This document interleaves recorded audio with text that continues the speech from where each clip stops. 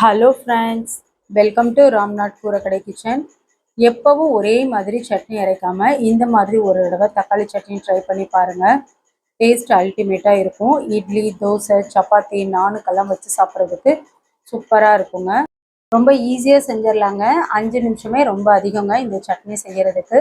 வாங்க ரெசிபி எப்படின்னு நம்ம வீடியோக்குள்ளே போய் பார்க்கலாம்.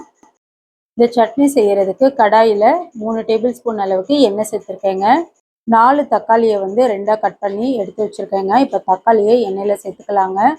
இன்றைக்கி நான் எடுத்துருக்க சட்னியோட அளவுகள் பார்த்திங்கன்னா 5 பேர் தாராளமாக சாப்பிட்லாங்க. காரத்துக்கு பச்சை மிளகா 6 அளவுக்கு எடுத்துருக்கேங்க. இந்த பச்சை மிளகா கொஞ்சம் காரம் அதிகமாகவே இருக்குங்க. நீங்கள் உங்கள் காரத்துக்கு தகுந்த அளவுக்கு கம்மியாகவோ அதிகமாகவோ சேர்த்துக்கோங்க. 10 அளவுக்கு பூண்டு பல் சேர்த்துக்கலாங்க. அடுப்பை மீடியம் ஃப்ளேமில் வச்சுக்கோங்க. தக்காளி தோல் வந்து நல்லா சாஃப்டாகிடணுங்க. ஒரு 3 நிமிஷம் போல் நம்ம மூடி வச்சிடலாம். இப்போ ஒரு 3 நிமிஷத்துக்கு அப்புறம் பார்க்கலாங்க. 3 நிமிஷம் ஆயிடுச்சுங்க. ஓப்பன் பண்ணி பார்க்கலாம்.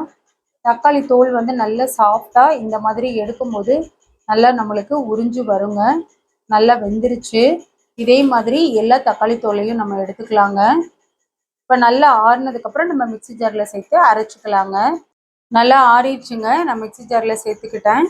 ஒரு பெரிய வெங்காயம் ரஃபாக கட் பண்ணி சேர்த்துக்கலாங்க. கொத்தமல்லி தழை கொஞ்சமாக சேர்த்துக்கலாங்க.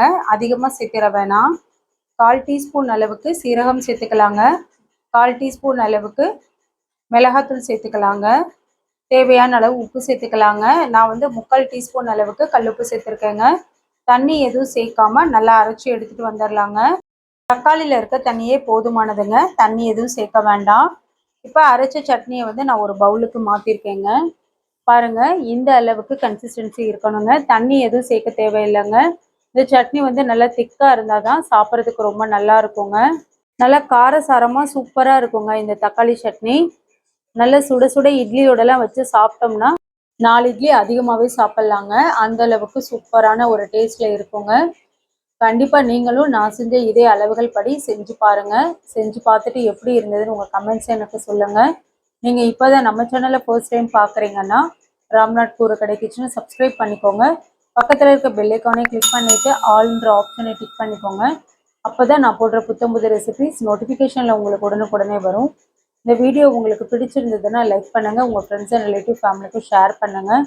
இனி நான் வேறு ஒரு இன்ட்ரெஸ்டிங்கான ரெசிபியில் உங்களை பார்க்குறேங்க.